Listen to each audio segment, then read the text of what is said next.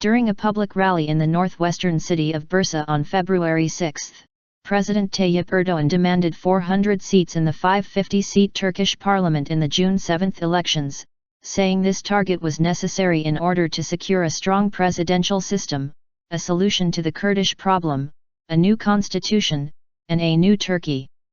By setting such a high goal, Erdoğan puts immense pressure on the shoulders of Prime Minister Ahmet Davutoğlu, his successor in the ruling Justice and Development Party, AK Party. The demand is also open to speculation for a variety of political scenarios. First of all, 400 seats amount to 72% of parliament. But for a constitutional change to be passed without the need for a referendum, 2/3 of seats, or 367 seats, are enough. That is a very tough goal. Erdoğan himself was unable to reach that goal, even when he managed to get a rare 50% for the AK Party in the 2011 parliamentary elections. Pollsters say any party that wants to secure 400 seats in the Turkish parliament needs to get roughly 60 to 65% of the vote. In 1954, the Democrat Party got the highest vote rate in Turkey's history, securing 57% of the vote after a highly controversial election campaign.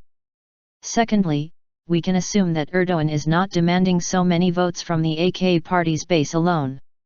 So, with the help of which party? According to one scenario, support could be expected from the Kurdish problem-focused People's Democratic Party, HDP, as Erdoğan named a solution to the Kurdish problem and his strong presidential system demand, both within the new constitution framework, in the same sentence of his speech. Here, we should give some important information from the Ankara backstage.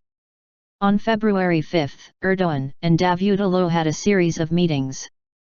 Erdoğan received National Intelligence Organization, MT, head Hakan Fidan in the morning. Fidan then went to Davutoğlu. The meeting, which was supposed to last 1 hour, reportedly went on for 3 hours. Davutoğlu then went to Erdoğan, for a meeting that went on for more than 3 hours, according to media reports. The final 2 meetings therefore took an unusually long length of time for routine weekly reports on state affairs. The key point here could be the Kurdish issue. On February 4 a critical meeting took place between government officials, including from the MT, HDP deputies and outlawed Kurdistan Workers' Party, PKK, leader Abdullah Öcalan, in Rol Island prison where the latter is being held. A reinforced ceasefire project is now on the table between the Davutoğlu government and the PKK.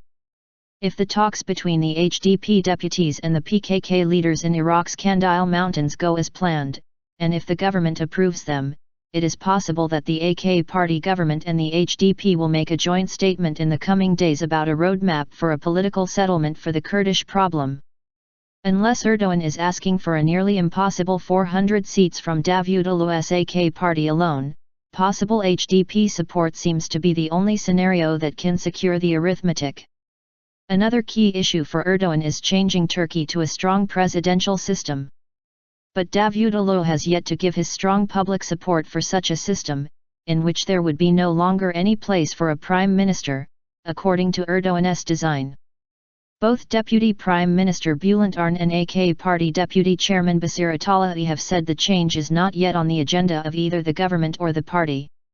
The presidency may therefore have been another item in those 3-hour talks earlier this week, as Erdoğan, not the AK Party, has already announced on behalf of the party that a new constitution is necessary for a strong presidency.